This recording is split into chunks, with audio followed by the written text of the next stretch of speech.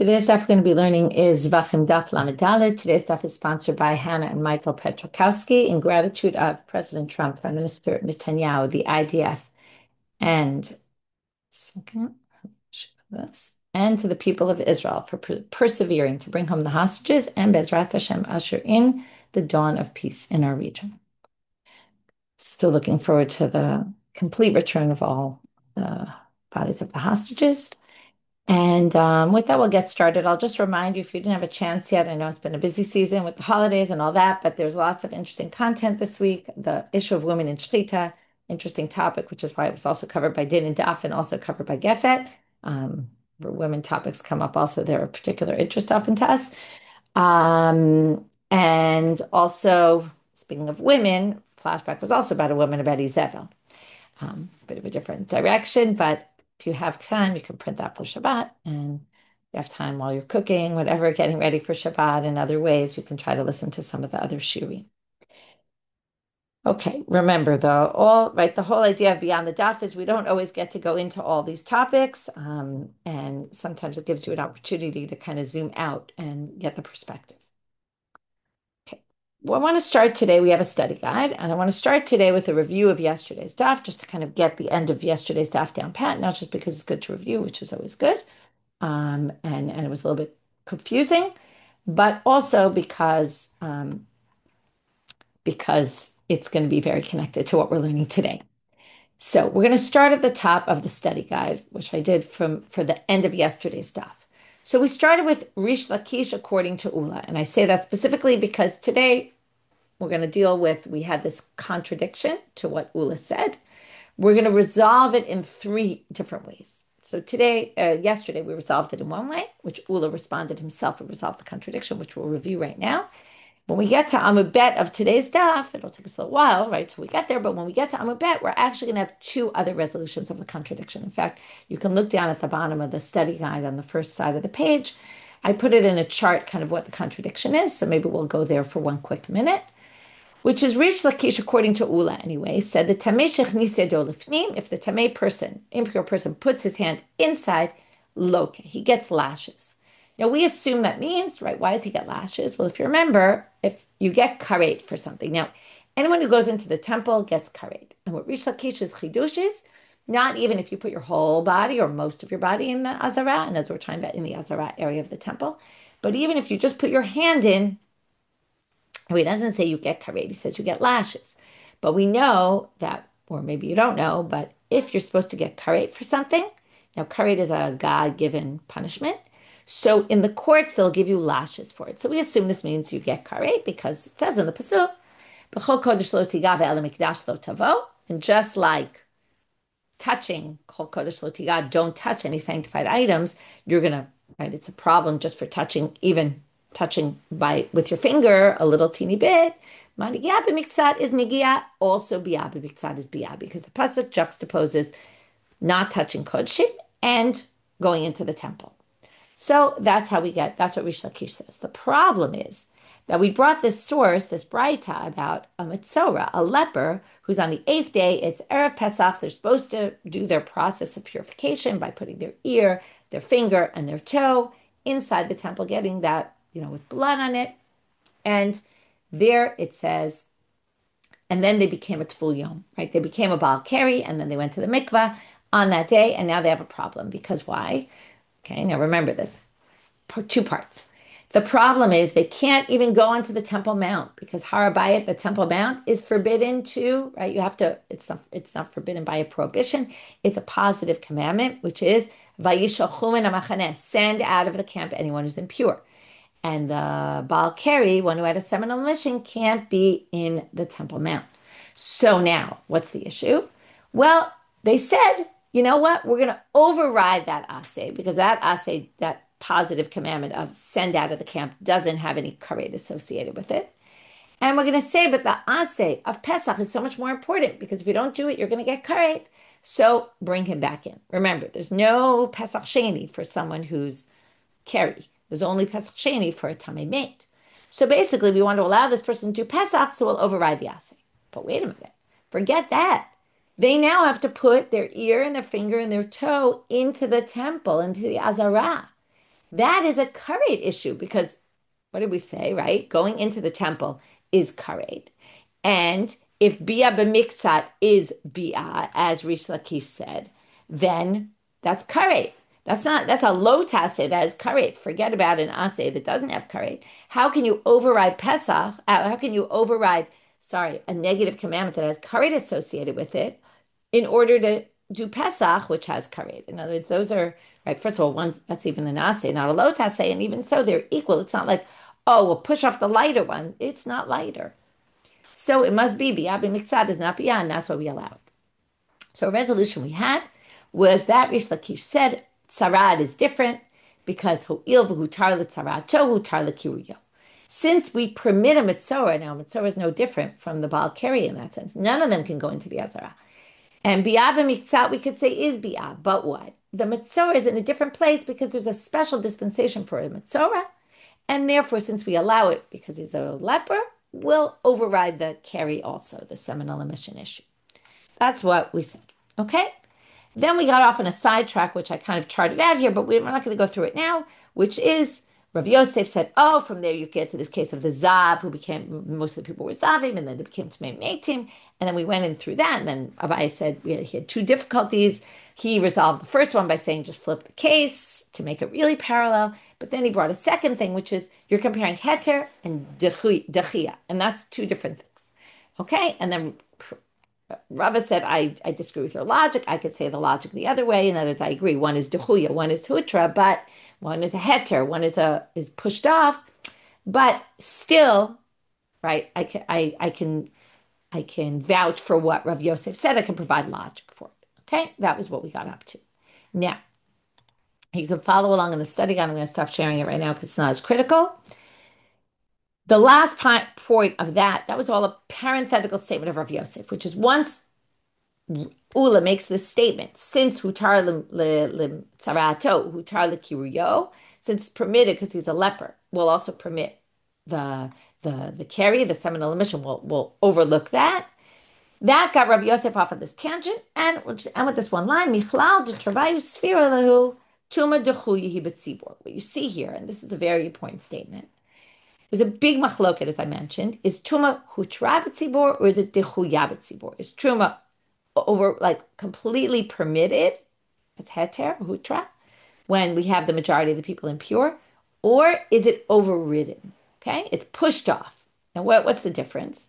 Well, the main nafkamina people talk about here is that let's say we have a situation where the majority of people are tmeim, they're impure, and we're going to allow the korban pesach to be brought because of that.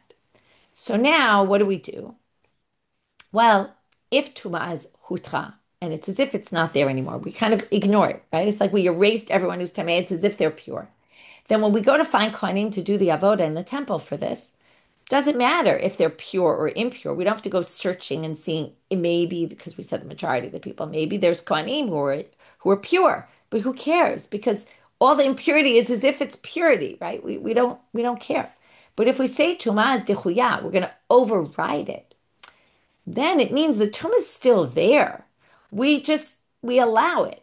But if we're going to allow it, well, then let's do it in the best way possible. Let's try to find a kohen who's pure at least to go into the temple. Like, don't add more impurity to the situation. So if we can find, you have to go searching. Yes, you have to go searching according to that opinion, which now we see. Both Rav and Abai, who were very big, right, we know scholars of their time, they both hold on that side of the machloket. Okay, they both think that Tumah is dechuya, which would mean, let's say, for example, that you'd have to go try to find a kohen who's pure if you can. If you can't, you can't. But if you can, you can. Right? I'll give you a better nafkamina of if we took this to a different place, like Shabbat, for example. Say pikuach nefesh toches Shabbat. Pikuach nefesh overrides Shabbat. What does it mean it overrides? Is Shabbat still there for that person?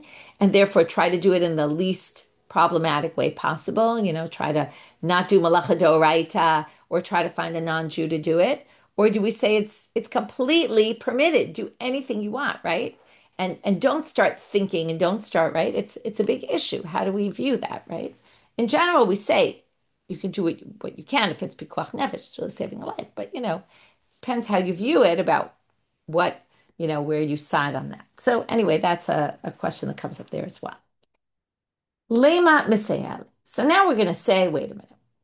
Let's bring, okay, so we now have this statement of Reish Lakish that Ulla said, which is Tameshach nis yado lifnim lokeh. You just put your hand into the temple, you get lashes. So, and which basically means, in other words, bi'ah b'miksat shma bi'ah. A coming into the temple partially, even a little bit, is as if you came into the temple completely, and you're gonna, it's completely prohibited. And presumably you're gonna get karet for it. So lema meseale. Let's bring a proof for this statement of Reish Lakish. Kol smichot shayu sham, any smicha that was done in the temple. Okay, this goes back to a topic we talked about yesterday. Koreh lehem ani, I say about them, meaning the Torah really says about them. Techef l'smicha shchita. Smicha has to be done immediately before shchita, meaning you can't have some sort of break between doing the smicha, putting your weight on the animal, and the slaughtering. Why? Because it says v'samach v'shachat. Remember, one goat comes right after the other. From there, they learn that means the animal has to be placed for smicha in the place where you're going to slaughter it. So, for example, if it's supposed to be in the tzafon, like kodesh kodshim, then the northern part, then the smicha has to be done there as well. Chutz mizo, but there's one exception to the rule. What's the one exception? Chutz mizo shaita b'shar Nikanor. One of them was done in the gates of Nikanor, the Nikanor gate, which was the entrance on the east side, right? Because the entrance is on the east, to the temple, okay, to the Azara. At the entrance to the Azara, they would do which one? We know which one. The Mitzorah can't go into the temple. So so basically you're going to slaughter it inside, where on the north side. But the smicha doesn't happen on the north side because the person has to do the smicha, the Mitzorah. And the Mitzorah can't walk into the Azara and be on the northern side of the courtyard because they have to sprinkle the blood of their korban before they're allowed into the Azara. They're mechusar kippurim. Now, what's the issue here? If we say techef l'smicha shchita, and then you should be able to, right? You should be able to. You can't go. Right, you need to go in, but you can't go in this case. Well, if you say that going in partially is not actually going in, then why don't, like we talked about yesterday, why doesn't he just put his hands in and do the smicha from the gate? So let him stand at the gate, put his hands in, have the animal on the northern side, ready for slaughtering, have the person put their hands in, and great. In other words, that should work. The fact that we don't do that and we don't allow him to put his hands in, and we actually don't have the smicha right before the shechita, and we have this exception to the rule, proves that bi'ah b'miktzat is bi'ah, and we don't want his hands going in. And that's why we don't allow smicha that way, and we put the animal outside in the gate and not inside on the northern side. So if we don't, right, if you say it's not bi'ah, then le'al yadiv lismoch, should put his hands in, do smicha, but yet we don't allow that. Must be bi'ah b'mitzat, is bi'ah, is a problem. But Rav Yosef is going to reject this proof for one of two reasons. We're going to bring two different versions of Rav Yosef's rejection. Now you might remember we had a whole machloket about where is the tzafon. And as we know where the tzafon is, right? You walk in the gate and you're already, right? If you go to the right, that's the northern side. So that's what the premise of that question was. Right? You could theoretically do the slaughtering right there, it will be tzafon. But if you remember, we had a big machloket. Which area, going from east to west in the room, is considered the north? The north for, not the north, but the north for where slaughtering is allowed. Now it says in the pasuk, you have to slaughter kodesh kodshim al yerech hamizbeach tzafona, opposite the altar on the northern side. So if you remember, Rabbi Yosef, Rabbi Yehuda says, it has to be only where the altar is, and that's 22 cubits into the room. Okay, now people's arms don't extend 22 cubits long, right? That's not possible. First of all, a cubit is the bottom part of your arm. So basically, there's no way you could get to 22 cubits and reach your arms across. So that's what Rabbi Yossi says. Hamani, that source that we just quoted, this braita support Reish Lakish, is not a support for Reish Lakish because it said, according to Rabbi Yossi, Rabbi Yudi, Damar mirachak tzafon. He says that tzafon is far from the entrance to the Azara. If you remember, what were the three opinions? Three opinions were, is it just the area opposite the Mizbeach, which would be 22 cubits into the room, which means you couldn't possibly stand outside and do smicha with your hands inside, which means this has nothing to do with biyah b'miktzat. This is just technically impossible. Oh, okay. The other opinion is just to remind you was, is it also extend all the way to the entrance to the Ezrat Yisrael and then the Ezrat Kohanim? Remember, the first 11 cubits are Ezrat Yisrael, the next 11 cubits are Ezrat Kohanim. Does it extend all the way to that area and up until the altar? And then there was a third opinion that it starts from the beginning, extends all the way there, and even beyond the altar, all the way to the Ulam, okay, to that entrance area, the hallway that leads to the Heichal. Anyway, if you say this Rabbi Yosef Rabbi Yehuda, the issue has to do with practical. You can't reach it, and not that it's biyah b'miktzat is biyah. Then the Gemara says, okay, wait. If you're going to say that, the braita, there was another resolution. If you really want to take seriously this techav l'smicha shlita, which they assume is a Torah law, so you should take it seriously. But you don't want to allow the mitzvah to go into the Azara. But biyah b'miktzat is not biyah, so you could have him extend his arms in. Then le'ad, like Rabbi Yosef, Rabbi Yehuda, if we say that, if we take what Rav Yosef said, basically saying this doesn't prove anything about biyah b'miktzat, you could actually extend your arms and just it won't help you because we hold by Rabbi Yosef, Rabbi Yehuda that tzafon was too far. Le'ad pishpash. Why don't you make a small opening in the wall on the northern side opposite the altar? In other words, there were little entranceways into the Azara from other places. So why don't you just make one that's right there on the northern side? Make a little entrance, have the Mitzorah stand there and put his arms in. And that way, it's not far. It's not 22 cubits. It could be right there. It could be in the north still. It could be right where they're going to slaughter it. It would be perfect. So, Abai v'Ravadan Travayu, you can't just do that and say, oh, let's just make another entranceway because Hakol b'chtav miyad. We're quoting a pasuk in Chronicles. Hakol b'chtav miyad Hashem alai skil kol melechet hatavnit. It was all written down. There was a blueprint for how the temple was to be created. You can't just say, oh, let's just add in another opening. You can't just do that.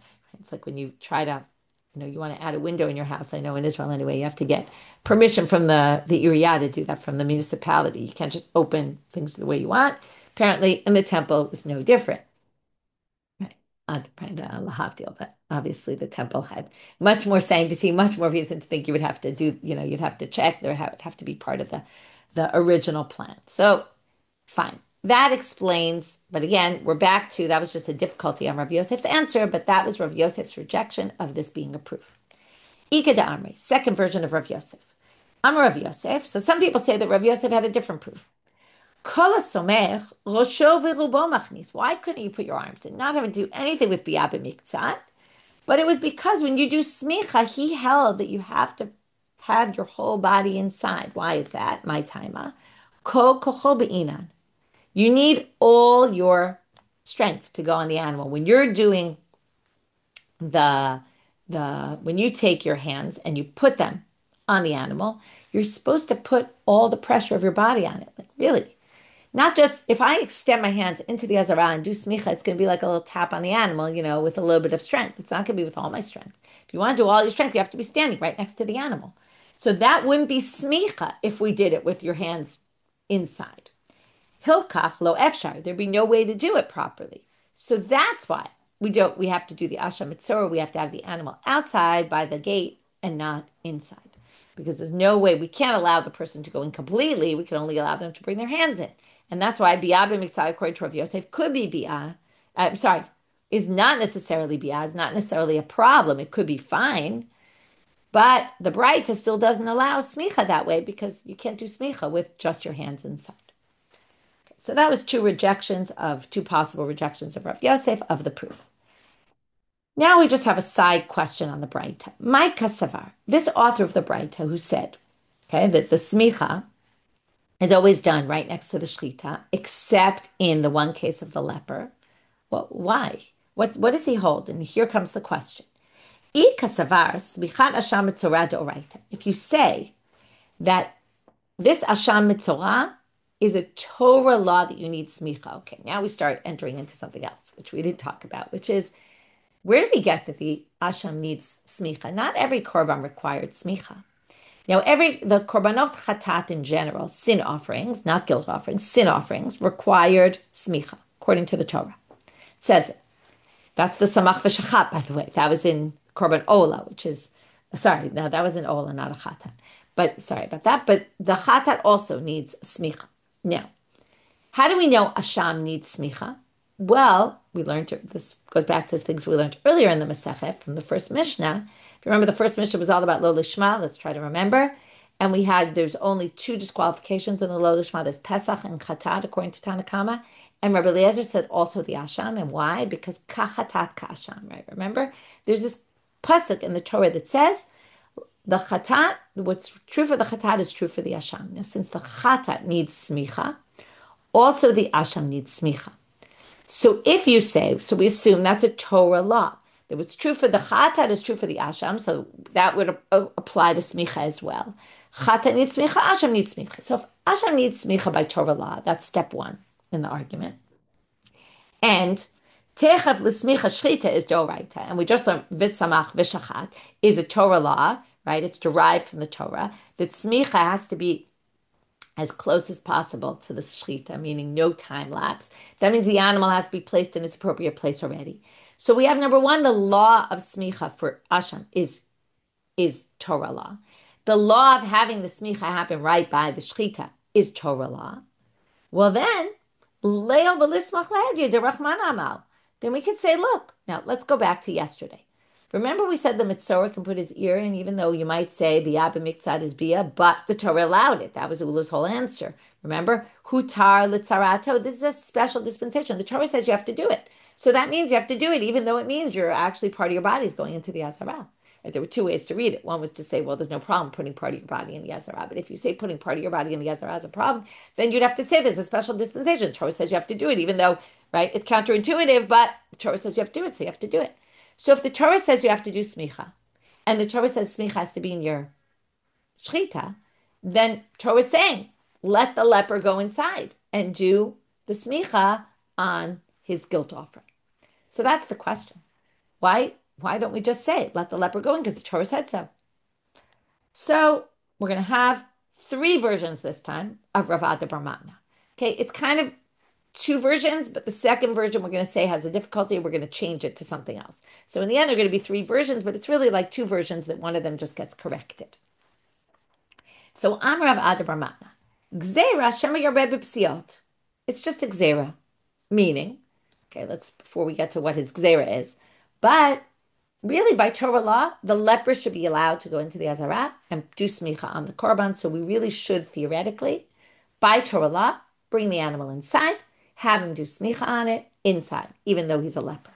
But the rabbis are worried that Shema Yarbeh B'Psiot, Psiot are steps.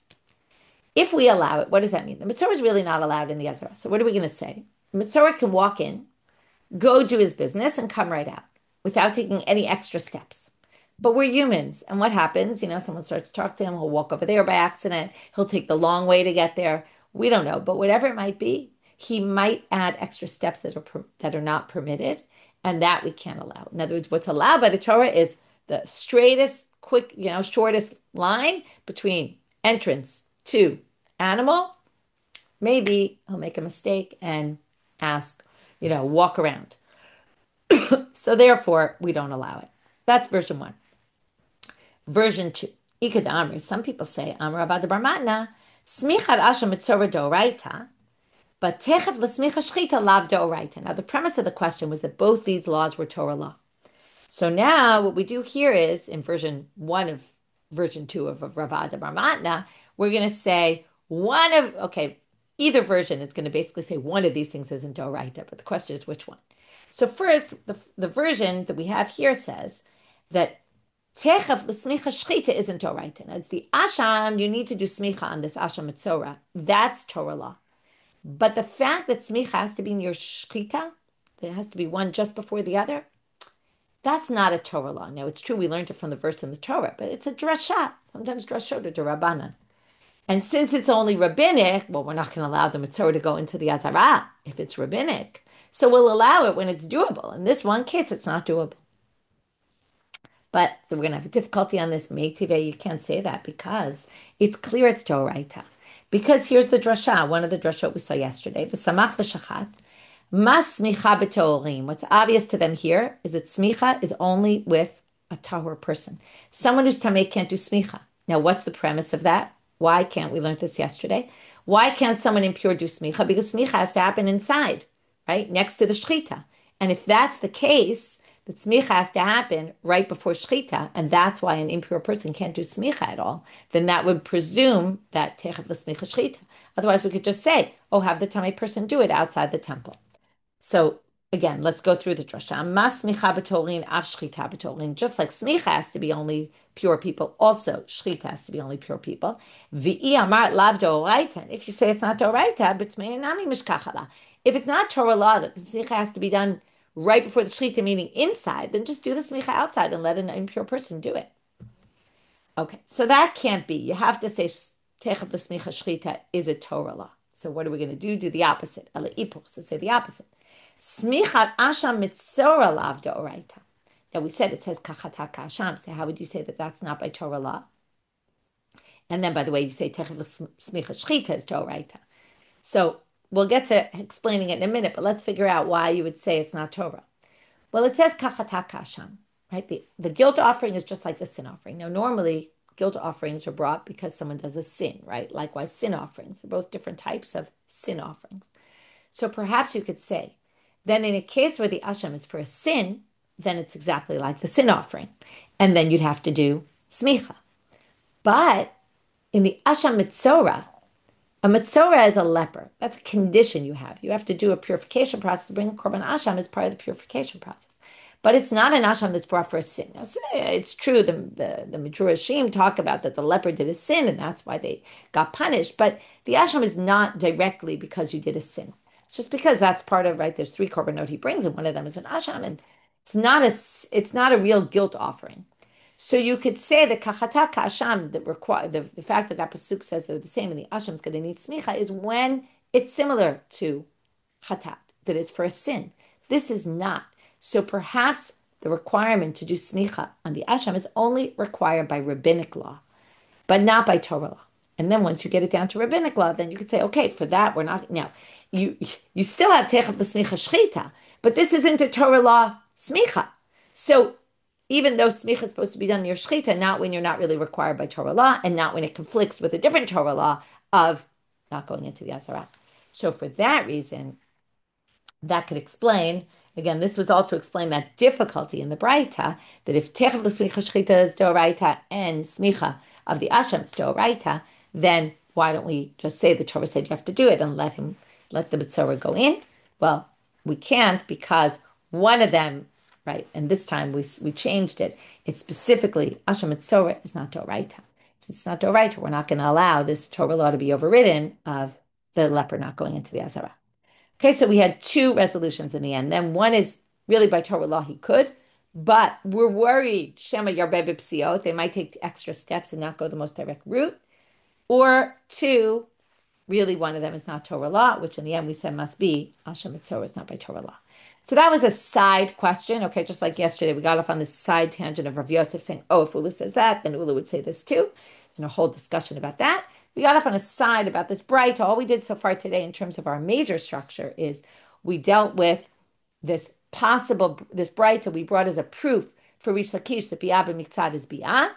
In the end, we said you can't use this as a proof because Rav Yosef rejected it for one of 2 reasons, right? We brought 2 different versions of Rav Yosef, and then we got off on this tangent about the braita itself. Why can't the mitzvah go in? Now we're moving to Amud Bet. Ravina Amar. Now, as I told you earlier in the daf, but you might have forgotten, which is, now we're going to go back to this contradiction. Okay, let's just review it very briefly. If Ulla said in the name of Reish Lakish that Tamei Shechnis Yado is going to get lashes because that's bi'ah b'miktzat is bi'ah. That's going into the temple. And then we brought this braita about, right, better, right, let's override, better to have the aseh sheyesh bo karet yidcha aseh she'en bo karet. But what about the lo taseh of karet, of bi'ah b'miktzat? How do we allow this Baal Keri, who's on the 8th day of his tzarat thing, and it's Erev Pesach and wants to bring the korban Pesach? How do we allow him to go into the Azara?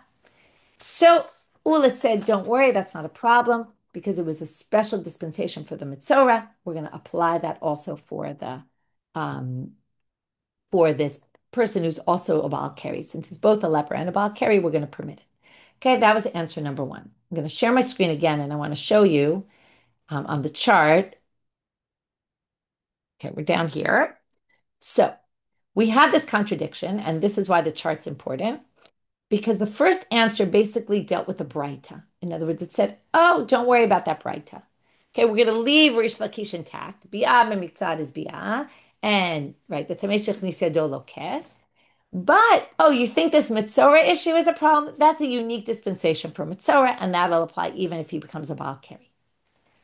Now, Ravina gives a different answer, and both Ravina and Ravin, who are going to bring answers here, are going to relate to what Reish Lakish said, okay? What Ulla said, Reish Lakish said, and resolve it on that side of the issue, okay? We'll see in a minute. Ravina Amar, Le'inyam Malkot Itmar. Okay, and then the bright is going to stay intact, as really saying, okay, we're going to see. It's still not going to say Biyah b'miktzad is not Biyah, but we're going to have a different issue, which is Le'inyam Malkot Itmar. What does that mean? Well, maybe we will somewhat keep it intact. Notice it didn't say gets karet, right? And then the whole problem was, if it's karet, right, then why don't we can't possibly say, oh, let's just allow it, and it'll, right, because of the karet of Pesach, and override this coming into the temple, which has karet. Now, this very interesting answer. He says, what Reish Lakish is saying, notice he says lashes, right? We all knew he said lashes, but we thought that because it relates to karet. No. If you go into the temple completely, you get karet. But if you just put your hand in, you're in an in-between stage. If we have a scale, right? There's not going into the temple at all. Okay, obviously you're good there. We have going in partially, and we have going in completely. So now we say going in partially, you just get lashes. Okay, it's not the isur that's the severe karet isur, which now makes sense. Back to the braita.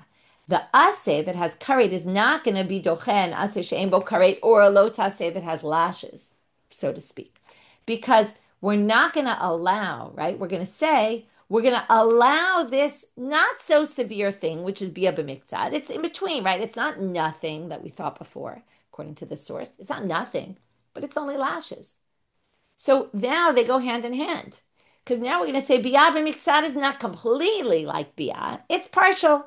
Just like it's partial, right? The prohibition is partial. It's not as severe. And then we can explain the braita and Reish Lakish in the same way. They work together. That's answer number two. Answer number three, Ki ata Ravin Amar Rabbi Avau. Okay, this is a totally different answer, and this is going to get us off on a completely different topic. Not completely, but somewhat different topic. He's going to basically say that what Ulla said Reish Lakish says is not what Reish Lakish said. When he said, we learned from B'chol Kodesh Lo Tiga that a Tamei Shechnis Yado gets lashes because right, Bi'ah is like Nigi'ah, and since the end of the Pasuk said, B'chol Kodesh Lo Tiga ve'ela mikdash lo tavo, don't come to the temple. So B'chol Kodesh Lo Tiga is partial, and coming into the temple then also partial. Okay, that was what we thought he said. Now we're going to say, no, he was talking about Tamei Shenaga B'Kodesh Itmar.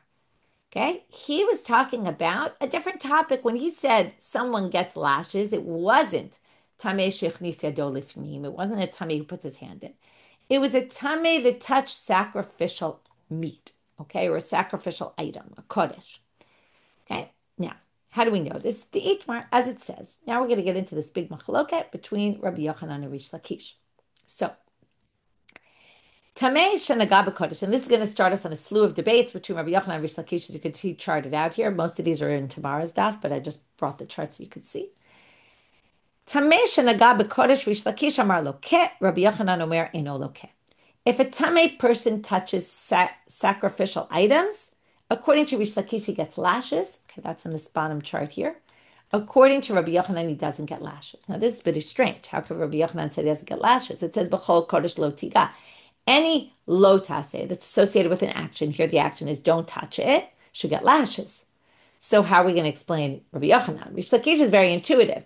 And now what we're going to say is this statement that Ulla quoted in the name of Reish Lakish was not really what Reish Lakish said. Reish Lakish said there, instead, Tamei shanaga b'kodesh lokeh. So we're going to change those first words.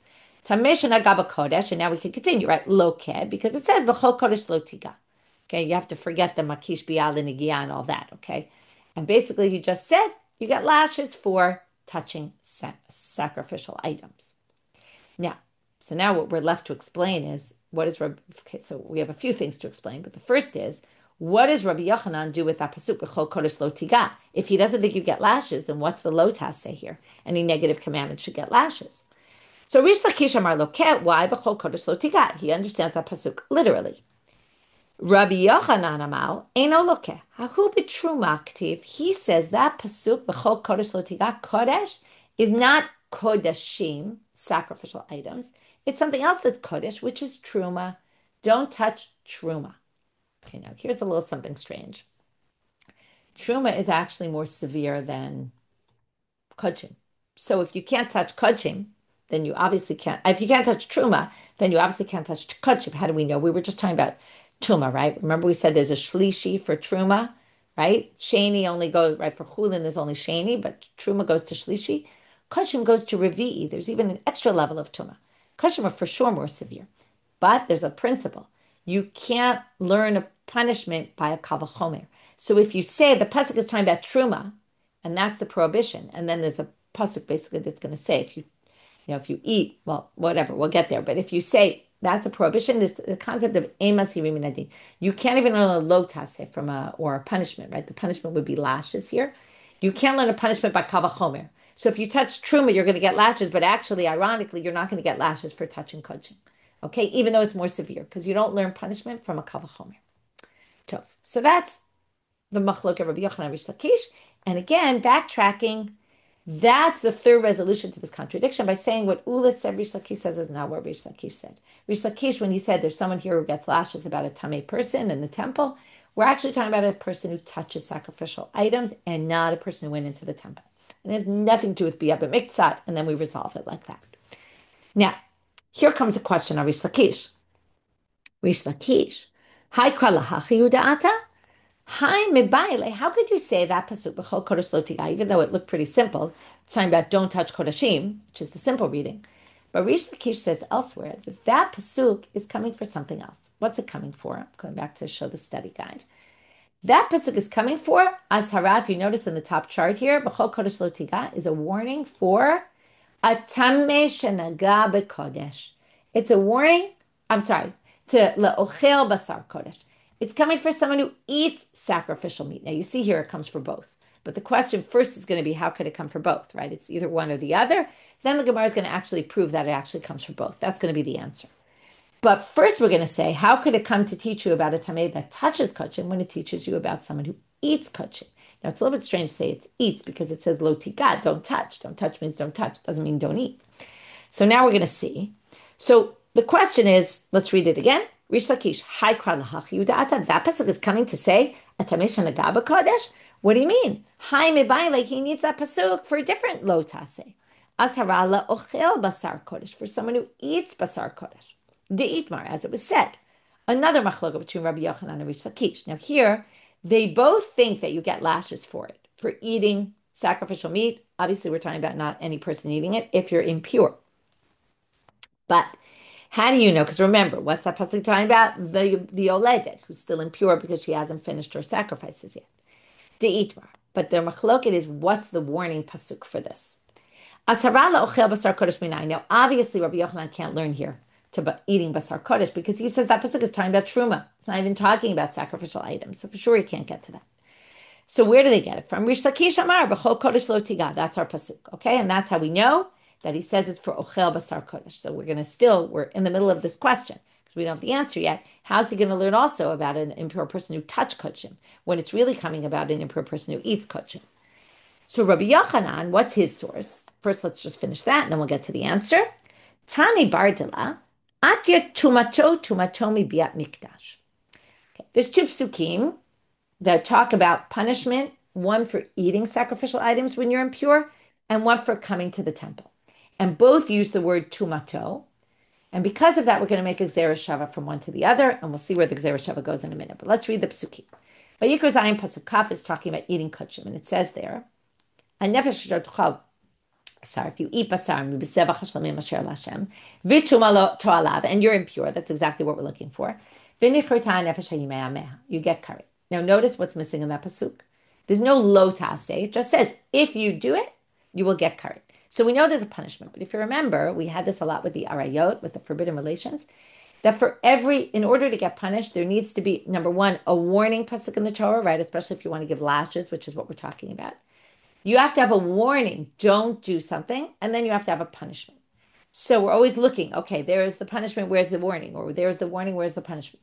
So here we have the punishment, we don't have the warning.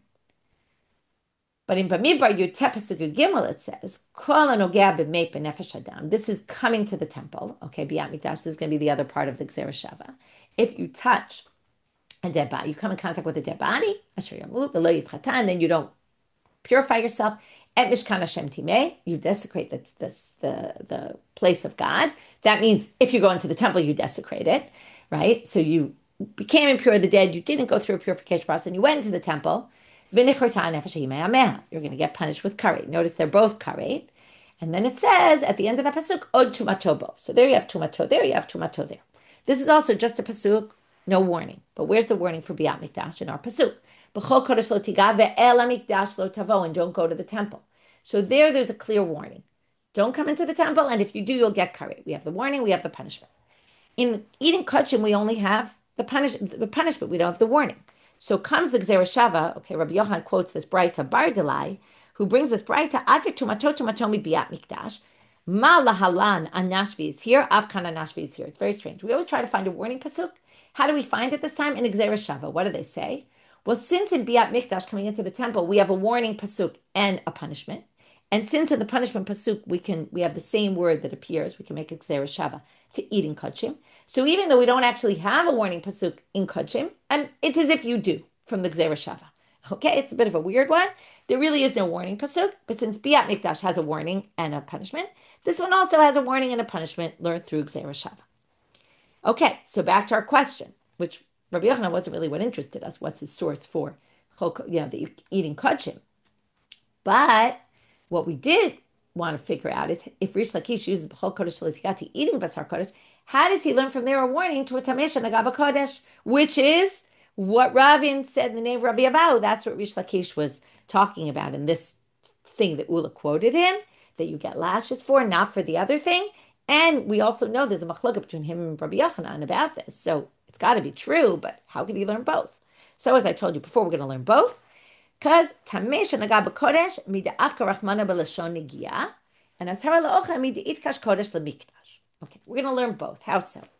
Well, the first we're going to learn because the Torah uses. Okay, if you say b'chol kodesh lo tiga, don't touch sanctified items, really means don't eat sanctified items. Well, then why did it use the language don't touch? So they use the language don't touch to teach you it's also forbidden not to touch them. Okay. Now, how do we know then? Okay, well, then the simple reading would be it's really talking about don't touch. How did we get to don't eat? Well, and I'll read it again. Since Kodesh here is in the same pasuk as Mikdash, it says, B'chol Kodesh lo tiga, ve'el mikdash lo tavon. What did we just see in these other pasukim that we quoted for Rabbi Yochanan? Both you get karet for them. Now, it doesn't say anywhere in the Torah, and it's not the case, that if you touch kodshim, you don't get, you're impure, you don't get karet. So therefore, since you don't get karet for it, when it says b'chol kodesh lo tiga ve'el mikdash lo tavo, we're juxtaposing two similar things. So the lo taseh must be relating to something that's similar to b'yat mikdash, just like that's karet, that's karet. And therefore, we learn both things. So let's start from the end. It's really talking about eating because it has to be something parallel to the next part of the verse, which is severity of karet. But why did it then say lo tiga? It should have said lo tochal. The fact it says don't touch means you also learn it's forbidden to touch. And now we're going to bring a braita to support Reish Lakish, which is going to say exactly this explicitly, this hakesh, which they didn't really spell out in the Gemara, but they're going to spell it out here in the braita. And this braita supports Reish Lakish that there's really a prohibition to eat kachim. There's a warning here in this pasuk and not where Rabbi Yochanan learned the warning from through Gzera Shava. B'chol kodesh lo tiga azara la'ochel. Here the braita says it. This is a warning for someone who eats. Okay? Wait, but why do you say it's eating, right? Classic midrash halacha. You say something and they say, who's to say that? Maybe it's really about touching, like it seems to be. Talmud lomar b'chol kodesh lo tigav ve'el hamikdash lo tavo. Again, they're going to show this juxtaposition now, and they're going to spell it out. Makish kodesh lemikdash. Ma mikdash davar sheyesh bo nitilat neshama. Av kodesh davar sheyesh bo nitilat neshama. Both have to do with punishments that you will get killed for. Okay, you will get the death for. Death by God, but death. Okay, that's where we get it. So what's a review of our daf? Let's go quickly. We have number one, this problem of Ulla brought the statement of Reish Lakish in yesterday's daf. Rav Hoshaya brought a difficulty from a braita. We basically had three resolutions to that. Okay, with a big break in the middle of the first one to the next two, but three different resolutions of contradiction. The third one, getting off on a totally different topic and saying, what Ulla said in the name of Reish Lakish isn't really true. It really was something else that he said, and that got us off on this tangent about a tameh shenagah b'kodesh. Okay, and then from that we got to, well, how could you say it's nogea b'kodesh if it's really ochel? And then we said you can actually learn both. Okay, and from that we got to also what's Rabbi Yochanan's source for that, and why is disagree about that? Okay, and within that we had this attempt before that whole big break we had was an attempt to bring a braita to support Reish Lakish. In the end, Rav Yosef rejects it for one of two possible reasons, two versions of Rabbi Yochanan. I'm sorry, of Rav Yosef, and then we got to the braita itself seems to have a problem. Why don't we allow the Mitzorah to come in? Right, that braita we brought about smicha. Why don't we allow him to go in if everything's doraita? And we said really either one isn't doraita or maybe there's Azara to Rabbanit not allowing, and it was all three different versions of a Rav Ad Rabbanit. With that, we finished for today. Wishing everyone a Shabbat Shalom.